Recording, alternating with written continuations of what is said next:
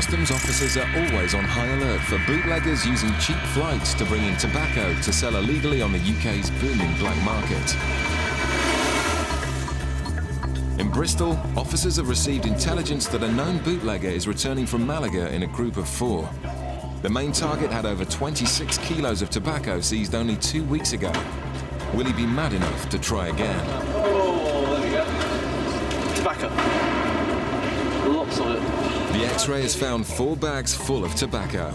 Now it's up to Anne and the team to stop and question the passengers and prove that the tobacco is not for their own personal use. Bootleggers come in all shapes and sizes. This time it's a retired couple who pick up 3 of the 4 suspect bags and then split from the group. They almost make it through the channels, but Anne closes in. Is it only the 2 of you? Yeah. The 3 holdalls are stacked with tobacco. The main target has slipped through empty-handed, but the final passenger in the group isn't so lucky. Her bag contains 30 kilos of tobacco, 10 times the guidelines. The couple have another 57 kilos. Altogether, an amount like this is a criminal matter. No wonder they're pretending not to know each other. Okay, I'm just going to do a couple of checks on your passport a minute. They're saying they're travelling just together, don't they? Yeah. Get them to say that again. She's saying she's travelling on her own. They're in a group. They're together. Yes. They've got 57 kilos between them. Isn't that arrestable? Could be. Only if we can tie them in together. Tying the passengers to each other proves a little easier than Anne and Joe expected.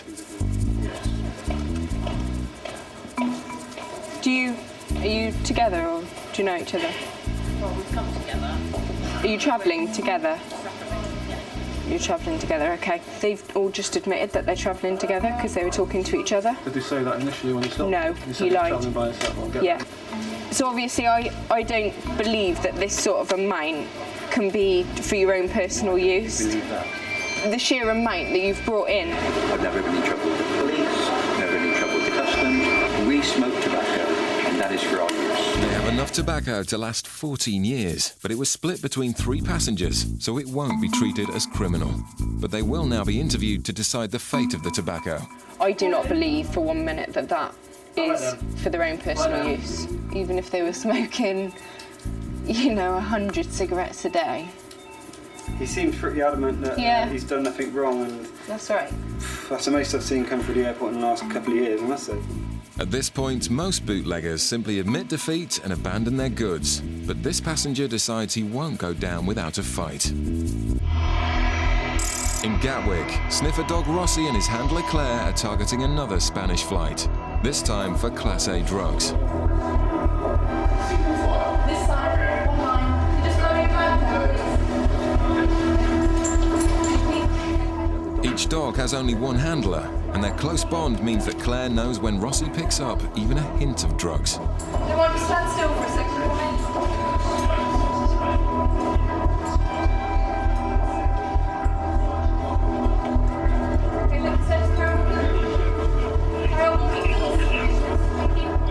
The passenger is intercepted and seems very nervous, but Andy's bag search finds nothing. What's that? Just a charm. Yeah. Not convinced, Andy swabs the bag for drugs and picks up a massive hit for cocaine. Quick chat with him. He's very, very nervous. And taking an iron track off there, got a hit of 4, so I'm going to get an SOP in him, but I wouldn't be surprised if he's got something on him. Okay. All right? All right. Okay. It seems Rossi and Claire were right. So Andy confronts the passenger with the evidence. It's a drugs dog. I've spoken to you. You seem very nervous, okay? I've taken a swab, as I explained to you, from your baggage, and I've got a very high hit for traces of cocaine. So what I want to do is search you to make sure you have nothing on you. No problem, sir. Okay, you understand that? Yes, okay. no problem. Do you have any objections to that? You have any objection? Any problem with that? No, you gotta check me everything you want, okay? The passenger is playing innocent, but the search of person will prove if he's telling the truth.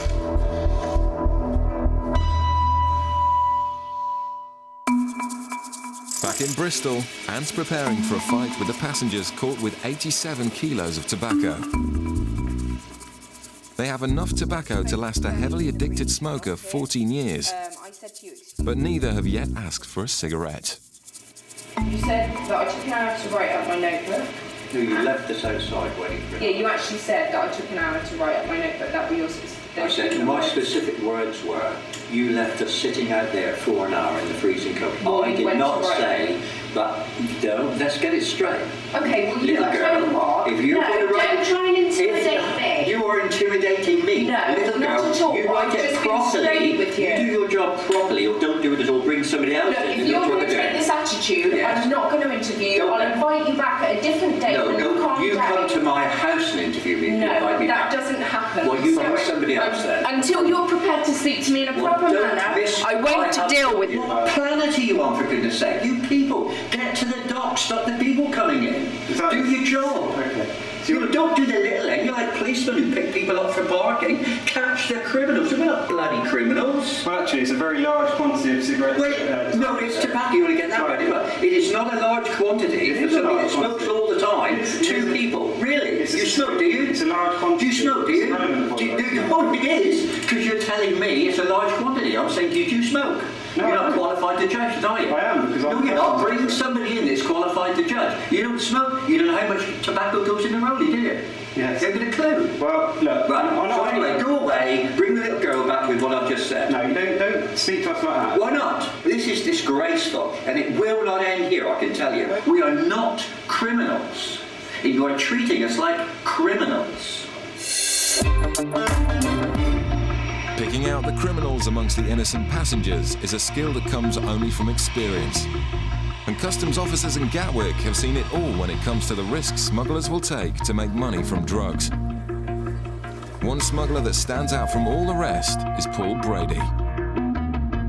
Well, when I stopped Mr. Brady in the Green Channel, I examined his baggage and found really nothing of customs interest at all. But there was something about him that I wasn't satisfied with. And generally, if somebody hasn't got anything in their baggage of customs interest, then they may have smuggled it elsewhere. So Mr. Brady was then taken to a private room and he was searched. The body search found nothing, so suspicions now centred on what Brady might have hidden inside his body.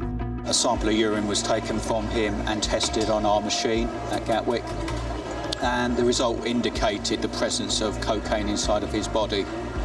And I then arrested him on suspicion of importing a controlled drug into the UK, concealed internally.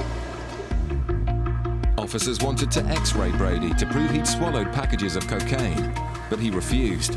Instead, he was detained in a Gatwick custody cell while officers waited for the evidence to emerge. Brady had begun a waiting game that would go down in customs history. He was refusing to eat any food. He refused to drink any drinks that we provided to him, unless it was a can of Coke which he could open himself, and that's all he would do. And of course this went on and on. Without food, it soon became a week without him going to the toilet. But officers had Brady under 24-hour surveillance to ensure none of the vital evidence was missed.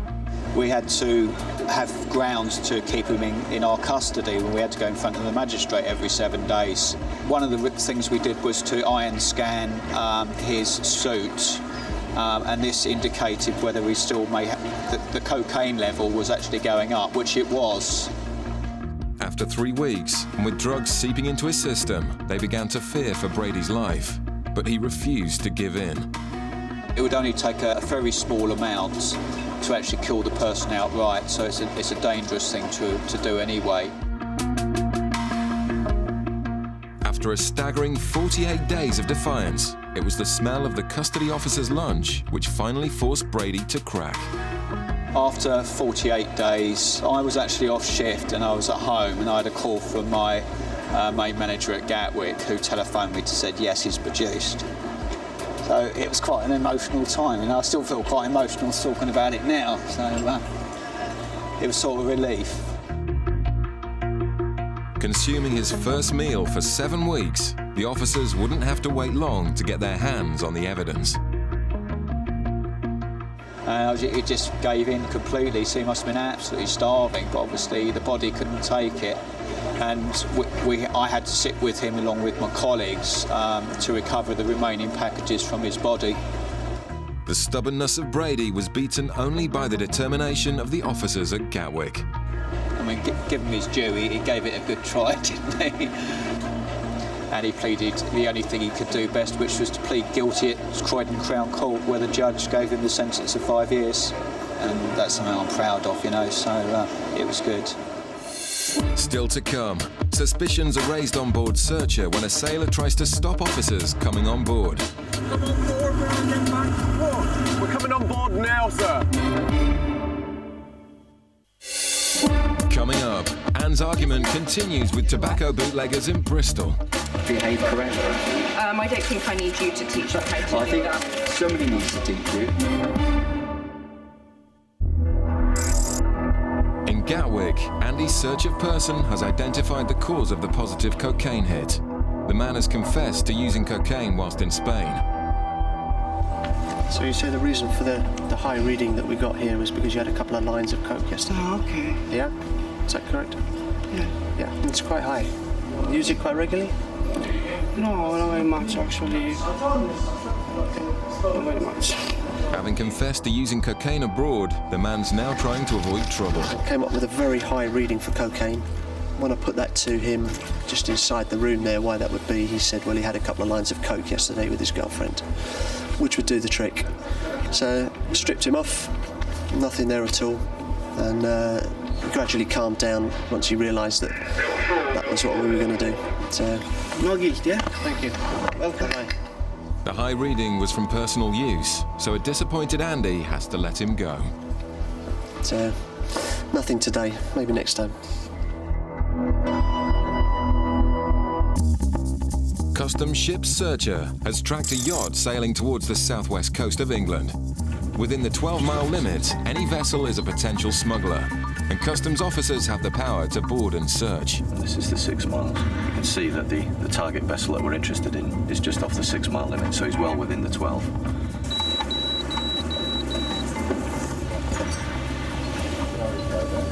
Which isn't 12. The cutter launches the high-speed rib team from the stern, giving the yacht no time to hide any goods on board or jettison any drugs into the sea. The boarding team don't need the skipper's permission, but he seems unaware of their powers. Customs, sir, we're just going to pop on board for a second. Come on board, we're on getting back to port. When we get back to port, we've actually got to come on board now, sir. Pardon? We're coming on board now, sir.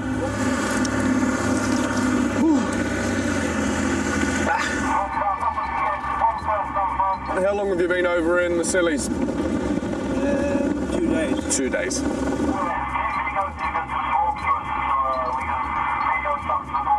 I can hear the rib crew saying they're going to take some swabs on board the vessel, some iron track swabs, and then they're going to bring them back to the cutter, and we can test to see if there's any traces of narcotics or explosives on the yacht. To avoid upsetting innocent sailors as much as possible, the drug swabs quickly identify any wrongdoing. The man's initial attitude may be a good sign of a smuggler, but the swabs will be the ultimate test. If he's got anything on his hands, that will have moved onto the tiller. Nothing there. The swabs are negative, and there's no trace of any drugs on that particular boat. All negative. Nice, clean yacht. Fair dues. Let's get the boys back in then. Quickly exonerating the innocent is as important as arresting the guilty, and this sailor is free to continue his journey. And after the 12-hour shift, the cutter Searcher returns to port.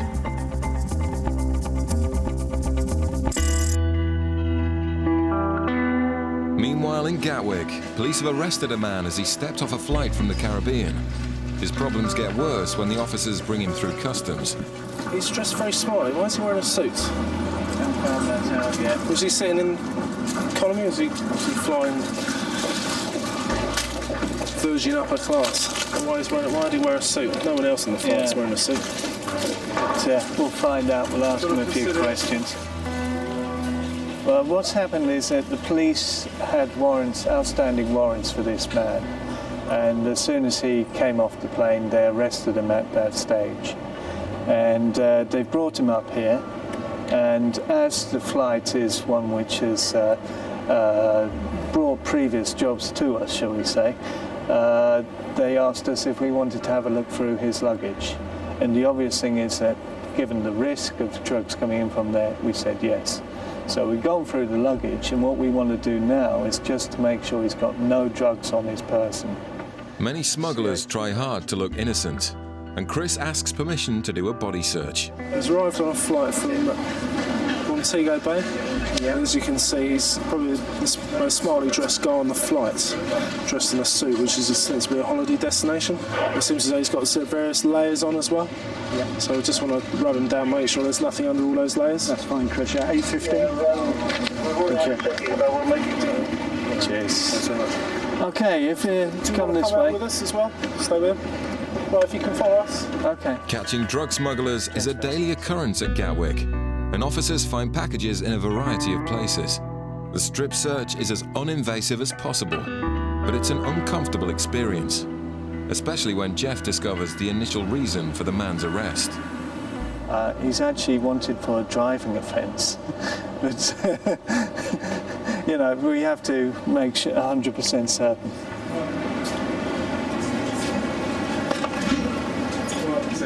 We did a quick search and nothing was found, so we've handed him back to the police. He's been rearrested and taken back down to the station. This man isn't a smuggler and leaves cooperatively with the police. Meanwhile, in Bristol, 3 passengers have been caught with 87 kilos of tobacco, but they're not going quietly.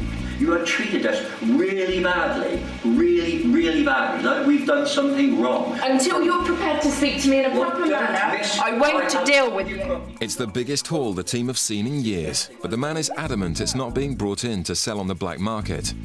Anne's decided to interview the man to see if he's telling the truth. If not, the £11,000 worth of tobacco will all be seized and destroyed. How much do you smoke a week on average? So, 2-3 packs a day, so... 2 or 3 50-gram packs?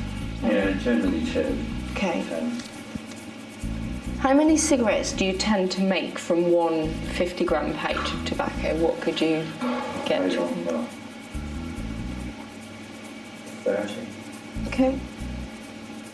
At one 50-gram pouch, on a good day, he gets 20 out of it. Okay, sorry. He would expect those goods to last him 9 to 10 months. All right, give him the benefit of the doubt. 30 kilos are for him. Yeah. That's 600 pouches, and he reckons 10 months. Yeah, definitely not longer than a year. Because he bought the same amount last year. That means he's going to be smoking 8.5 pouches a week. Totally and utterly ridiculous. Oh, he says he smokes 2 pouches a day. 2 to 3 pouches a day. A day? The only thing I haven't asked is about rolling. Because are we allowed to ask that? Are we? What do you mean? Going to roll you what? Yeah. I'm going to ask you to roll one of these for me. Really? I'm not playing any silly games. Well, you've said that you can roll. Look, I've been very good. I've played the game. Yeah, you've but asked I'm not asking questions. You've asked, and if you really think at 65 years old I haven't smoked all my life, I'm now going to play a silly game. I'm asking you to roll one cigarette. No way. I'm not being silly. No way. That's insulting. The 2 other passengers have had their goods seized. And now the moment of truth. Anne has to decide if the angry passenger gets to keep his tobacco, and he's not going to be happy. I've looked over what has been said today, and you failed to satisfy me that the tobacco is for your own use for the following reasons. I'll give you the reasons. 1, the excessive quantity is actually 9 times over the guideline of what you are supposed to bring in from an... Not what I'm supposed to smoke, yeah, fine. When you say guideline... Yeah, there is a guideline of 3,000... It's a guideline. Yeah, but it's still 9... I'm giving you my... I'm not going to argue about it. I'm giving you my reasons. Consumption, 3 pouches a day is grossly excessive. Right, yeah, okay, go on. Right, you're going to tell me what to smoke. You've got no smoking paraphernalia at all. That's correct. You refuse to roll a cigarette for no reason. Correct. Not for no reason. I made it clear It's not to you credible. that I'm not going to demonstrate. Okay, fine. You refuse to drink a cup of tea. I didn't ask you to a bottle of wine. drink No, a I'm cup of telling tea. you that. You asked me to do something just as benign. can you just listen, please? Just sign it, please, and we can get to the court. Right. It's not credible to import this quantity when travelling again in 3 weeks. Yeah. Inconsistencies in your account. You actually said... Inconsistencies in my account? Just let me finish, Go on, right? let's hear it. You actually said that on the same flight, your son and a female friend of his travelled, whereas your wife told Mr. Hanlon that nobody else that you knew travelled. That is the point. That is the point. If we were travelling on We're not going to... When you were being questioned, did they ask you if you're travelling on our own? Yeah, well, we are. Well, you're not, because you know that... Well, no, I so are you another lady I was suggesting sitting beside. that Mrs. Stevens didn't know that her own son was also on the flight? What I'm saying to you is, we are travelling on our own. That's what my wife said. Anyway, get to it. It's also not credible to get only 20, or 30 or even 40 cigarettes from a 50-gram pouch of tobacco. Right then. Generally, you would get at least 80 to 100 cigarettes out of... Not if you roll them in a bag. What, so are you suggesting that you roll them... I'm not suggesting anything. Let's go to court and have my solicitor run rings round you. If you could sign.